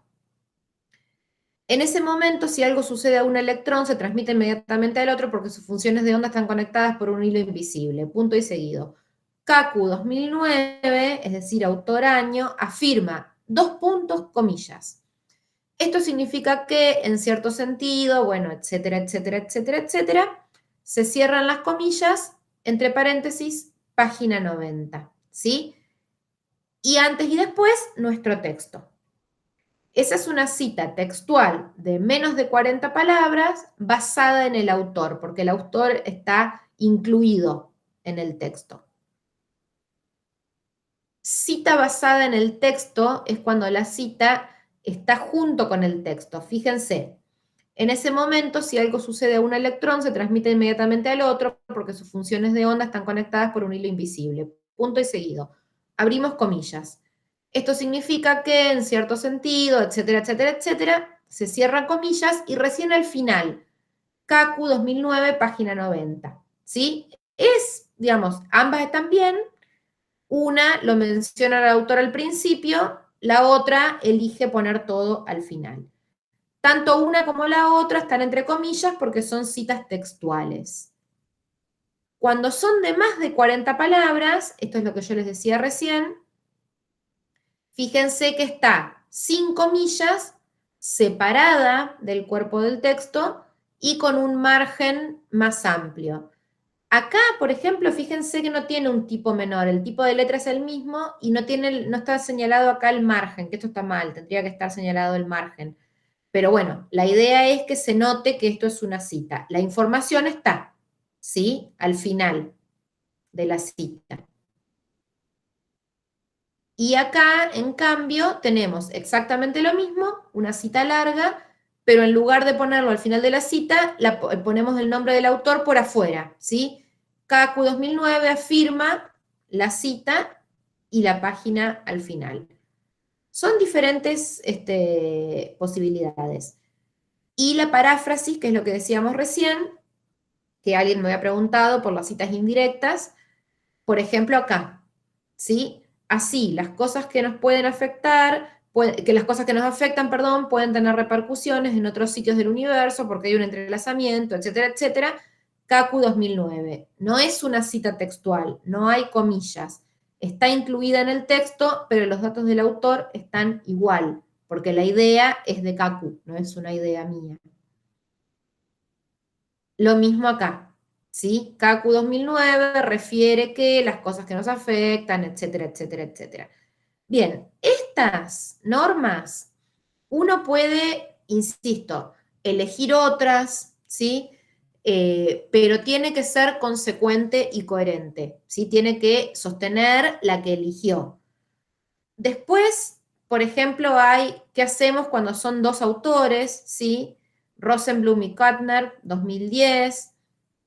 Cuando son de 3 a 5, por ejemplo acá que son 4, se cita a los 4 al principio y si después los vamos a seguir citando, ponemos el primero y ponemos et al. Vieron que esto suele aparecer, ¿sí? Que significa y otros, et altri en latín.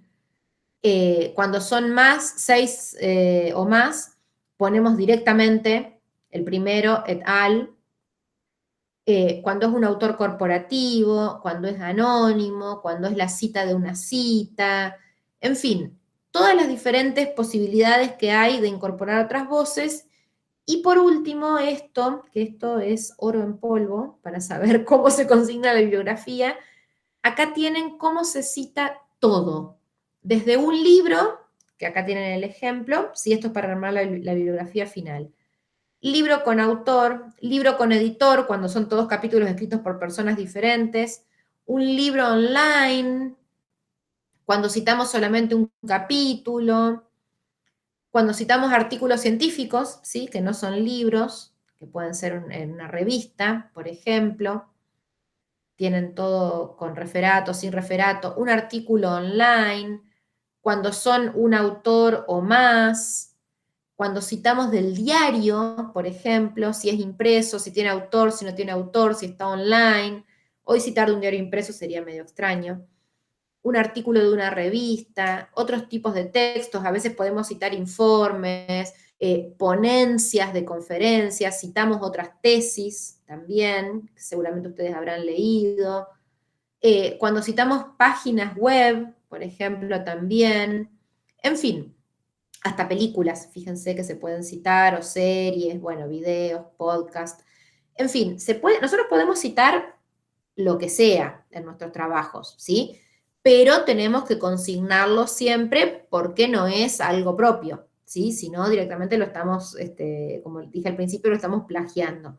Entonces, ese resumen de Norma Zappa, que yo se los voy a mandar también, sirve, es fácil, o sea, parece un lío, pero van a ver que no es, ¿sí?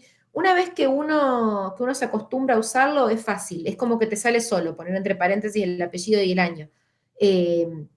Lo que sí yo siempre recomiendo, que esto, bueno, si ya algunos avanzaron, tal vez no lo hicieron, vayan haciéndose digamos, una listita de dónde sacan lo que sacan, porque si no, después, cuando ya tienen 30, 40 páginas escritas y citas y todo, y después dicen, ay, esta acá, ¿de dónde lo habíamos sacado? ¿En qué página fulano decía tal cosa? Es un dolor de cabeza, no quisiera estar en sus zapatos si les ocurre algo así, porque es el tiempo que se pierde buscando es tremendo.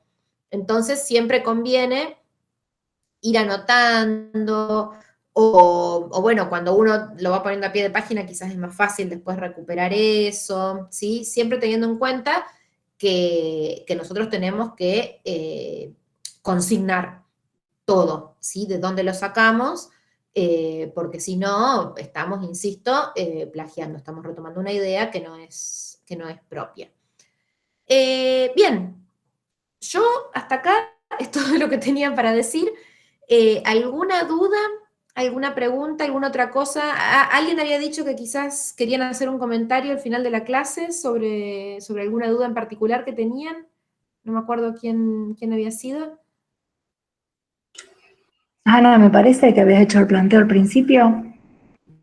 Sí, nosotras teníamos unas dudas, pero más a nivel, digamos, metodológico, estamos en la parte de análisis de datos y bueno, nos habían surgido dudas muy puntuales de nuestra tesina. No sabíamos si se podía por este espacio, digamos, plantearla o bueno. No sé, si Bueno. querés... perdón, no, dale. Sí. No, porque estaba por decir que si querían, como quedan algunos minutos, y eso es algo ya que no, a mí no me compete, pero si alguien tiene sí alguna pregunta que esté relacionada con la escritura, si les parece, avanzamos sobre eso, y si vos querés, Ana Clara, utilizar esos minutos que quedan para charlar con las chicas de esa duda, como ustedes prefieran. ¿Les parece? Dale. Bien. ¿Alguien tenía alguna otra duda con respecto a esta cuestión del más puntual de la escritura, de las citas, las paráfrasis, las voces ajenas? Hola. Hola. Yo también tenía una duda, pero más también en relación a más metodológica. Bueno, están todos en otra etapa, me parece, todavía. No tanto con líos de la escritura. Bien. Bueno. Sí, ¿alguien más quería en decir algo? relación al estado de la cuestión, directamente ponemos, por ejemplo, existe en nuestra comunidad facultativa otro trabajo de investigación que abordó esta problemática titulado de esta forma y escrito por tal persona. No, Por ejemplo. además tenés que decir qué es lo que dice ese trabajo.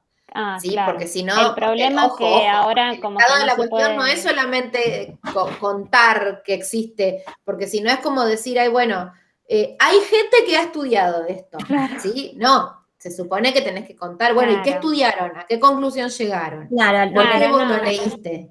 lo que Sí. nos pasa a nosotras, digamos, es que como no se puede acceder en este momento a las tesinas, sabemos que existen algunas que abordaron, digamos, el tema que hicimos nosotras o algo similar, pero no las pudimos leer. Entonces no ¿Pero por qué sabemos. no se puede acceder?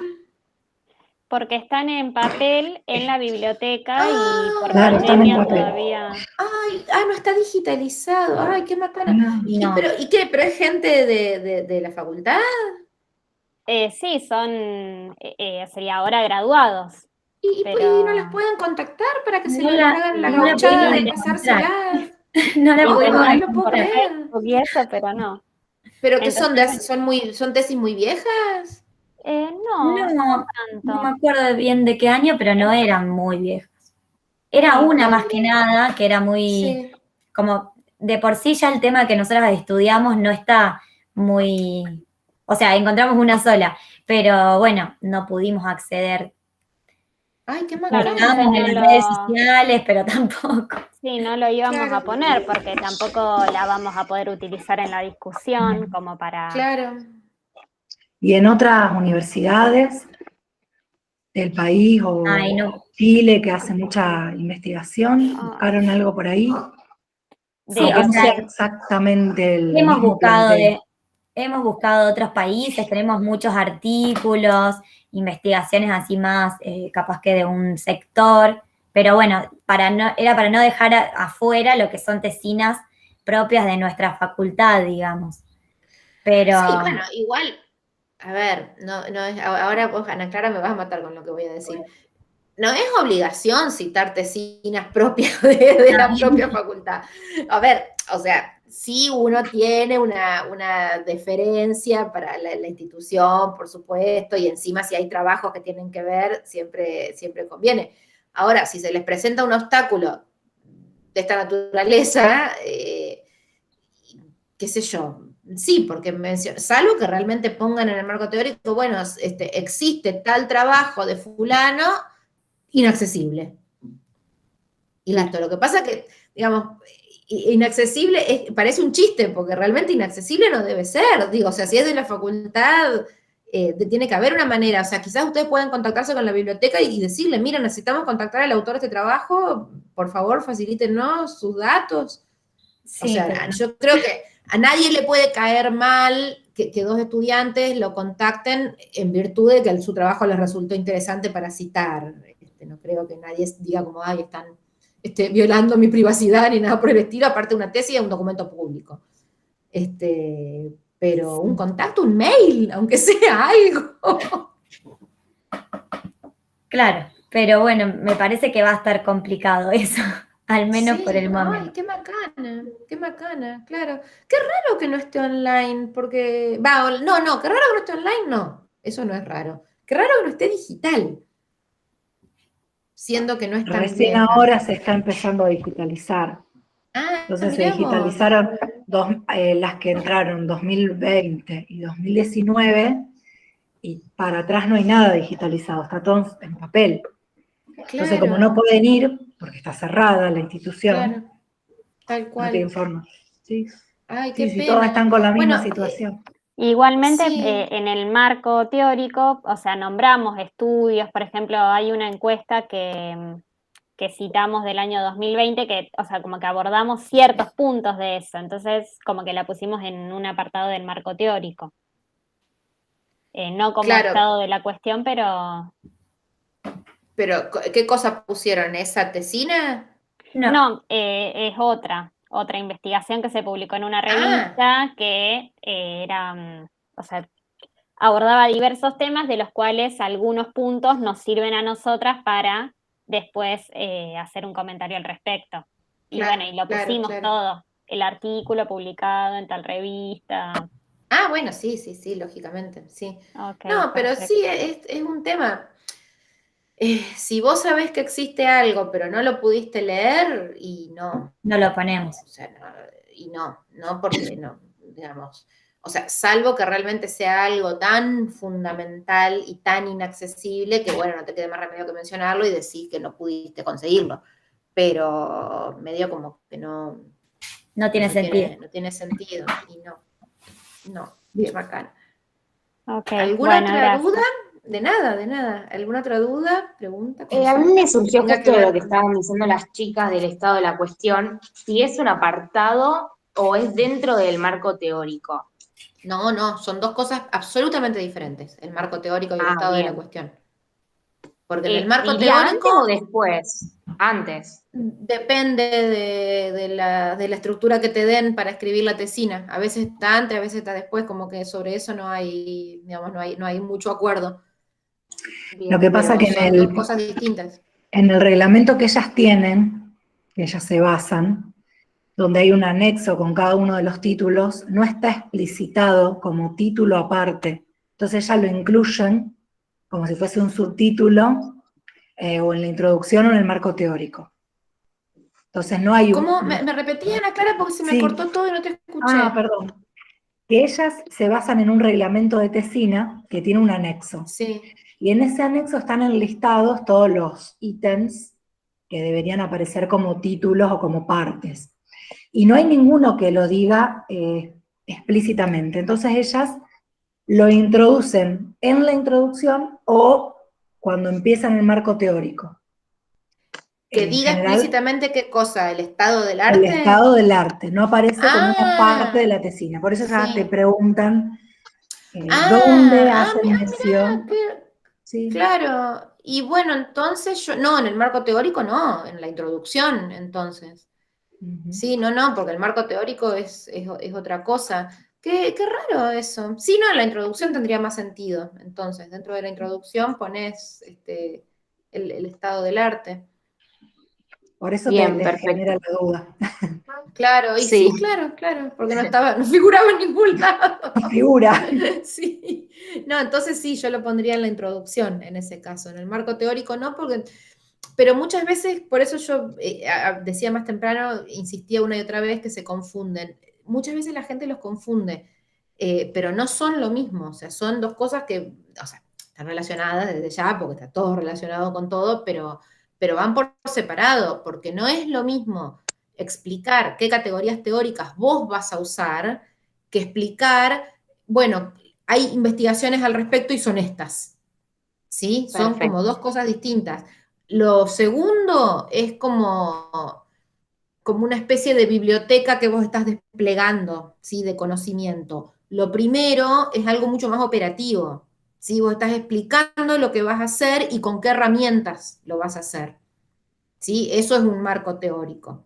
En cambio, el estado del Bien. arte es simplemente, bueno, miren, yo leí todo esto para llegar hasta acá, ¿sí? Es dicho así muy a lo bestia, pero sería eso. Sí, de alguna forma ese estado del arte también argumenta la pertinencia del estudio, es decir, bueno, Tal la cual, vacancia está acá o desde exacto. este punto de Sí, vista nadie lo abordó. Sí, sí, tal cual. Sí, o inclusive no solo la pertinencia, sino que además justifica el recorrido, ¿sí? O sea, ¿cómo llegamos nosotros a querer investigar esto? Y porque estuvimos leyendo esto.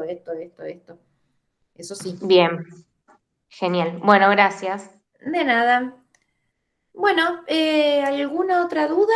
¿Comentario? ¿Pregunta? ¿No? Bueno, ¿quieren, entonces, no sé, si quieren charlar de eso que era más puntual, de metodología, yo les cedo mis 10 minutos que me quedan, ¿sí? bueno, Marcela, hoy Bárbaro. no te introdujimos, ya sos No, conocida pero de la casa, ya de la vez pasada, ya sí, ya aparte pero de que, bueno, ya al es, menos de quienes prendieron la cámara ya les he visto las caras, así que ya me acuerdo más o menos bueno, de quiénes eran. Bueno, bueno, te súper muchísimas agradecemos. gracias. No, al contrario, muchas gracias por escuchar, espero que les haya sido útil.